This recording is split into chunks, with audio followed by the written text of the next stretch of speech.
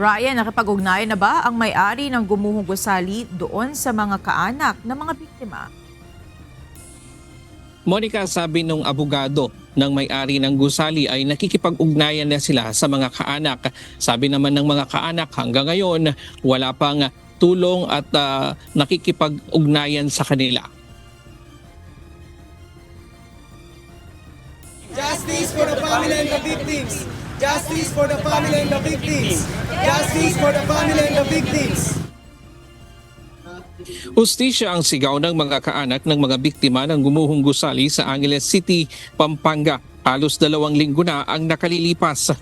Ayon kay Alvin Azarcon, tagapagsalita ng pamilya ng mga biktima, mula nang gumuho ang gusali hanggang sa kasalukuyan, hindi pa humaharap sa kanila ang may-ari, contractor o kahit sino mang kinatawan ng mga ito. Anya, wala ring kumakausap sa kanila hinggil sa insidente. Dagdag pa niya, wala umanong anumang tulong na inalok sa kanila ang may-ari o contractor. Sa ngayon, ang Department of Social Welfare and Development o DSWD, barangay at lokal na pamahalaan o LGU lamang ang nagbibigay ng tulong sa mga apektadong pamilya. Kamustahin nyo naman po kami ng mga pamilya. Kasi 9 days na po yan, di ba? So paano naman po nag-aantay po kami ng mga pamilya namin dito na isa-isa pong nilalabas na wala ng buhay, na halos naaagnas na po yung mga katawan, may sanggol pa po. So, 'di ba, sana po managot ang dapat managot.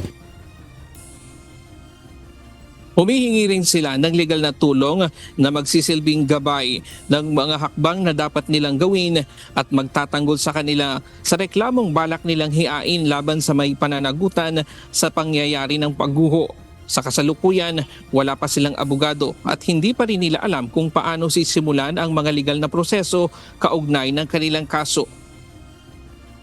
At kung maaari rin po sana na kung meron pong gustong tumulong sa amin para magkaroon po kami ng attorney na tutulong po sa kaso na aming isasampa sa mga responsable sa trahedyang ito. Nananawagan din po kami po ay mga mahihirap na tao lamang na wala po kaming kakayahan upang mag-provide at iba-iba po yung mga lugar ng mga pamilya ng mga biktimang ito. Sana naman po may magkawang gawa na tulungan nyo naman po sana ang bawat isa sa amin. Mariin namang itinanggi ng abogado ng may-ari ng gusali ang aligasyon. Anya, naglagay na sila ng makeshift o temporary office ang construction o contractor malapit sa tabi ng gumuhong gusali. Katunayan, 2 na ang humingi ng burial assistance sa mga pamilya ng mga biktima. Nakikipag-ugnayan na rin umano sa ang pamilya ng gwardiya ng gusali na naka-duty noong araw ng pagguho.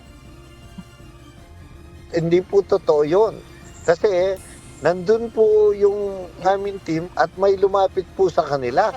Kinoordinate na po ng team namin na nandun yung pong abogado ng kontratista, si Atty. Manguera. In fact, meron pong nagpa-schedule ng meeting sa kanya. Ang pamilya naman ng construction worker na si Jeffrey Esponga at asawa nito na si Renalyn Abayon galing pa ng Bislig City, Surigao del Sur at Villarreal, Samar. Nangutang lang ng pamasahe para makarating dito sa Luzon. Balak sana nilang iuwi ang labi ng kanilang mga kaanak sa kanilang probinsya.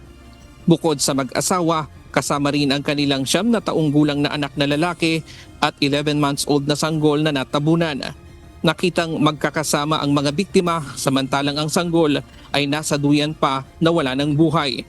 Sa ngayon, hindi pa rin nila nakukumpirma kung ito nga ang kanilang mga hinahanap na kaanak. Sabi naman kasi daw ng foreman, pwede isama yung pamilya, kaya po sinama po yung pamilya niya. Sobrang hirap po. Lalo na ngayon, pares kami nag-claim pamilya ni Kuya Jeffrey at pamilya ko po. So, masakit po sa pakiramdam kasi ayaw namin paghiwalayin sila, pero kailangan maiuwi si Kuya Jeffrey sa pamilya niya. Kailangan rin namin maiuwi yung kapatid ko doon sa amin. Maghatian na lang po din kami. Si Jasmine, doon na lang po kay Kuya Jeffrey. Kasi unfair naman para sa kanila na dadalhin namin lahat. May nahanap daw na 4 na isang pamilya na 4 sila. Sabi ko, feel ko sila kuya na tot kasi sila lang naman yung may baby doon sa nila trinatrabahoan. nakita daw yung bata na nakayakap sa ina. Yun sabi ko, yan na ata. Sila kuya na ata yan. Super, napaka-supportive niya sa amin. Sa akin, napaka-supportive niya sa akin.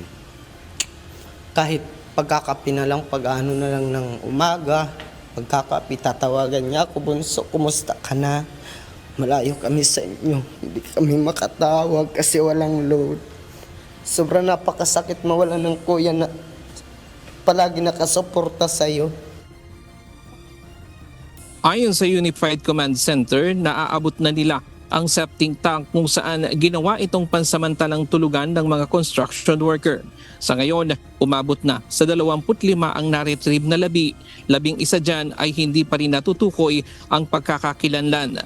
Pahirapan na rin, Monica, ang pag-identify sa mga labi dahil nasa state of decomposition na ang mga ito. At kanina umingi rin tayo ng permiso doon sa abogado ng may-ari kung pwede ba nating ibigay sa yung kanyang numero doon sa pamilya ng mga biktima para sila na ang direktang kumuusap sa kanila dahil posibleng nagkakaroon lang ng miscommunication at kaya hindi sila nakakapag-usap. At pumayag naman ito at kanina nakausap na natin yung ilan sa mga pamilya at ayon sa abogado ng may-ari, nasa 150,000 yung binibigay nilang burial at funeral assistance.